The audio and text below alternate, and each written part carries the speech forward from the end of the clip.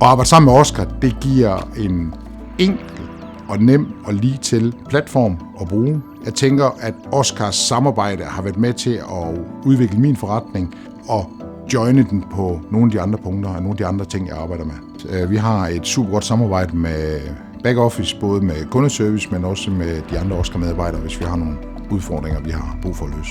Jeg startede i 2000 for alvor med Oscar, og har udviklet det nu til 4 afdelinger, og vi har 65 biler på gaden. Vores omsætning har jo haft en voldsom vækstkurve, og i dag har vores omsætning overhalet undervognsbehandlingsdelen.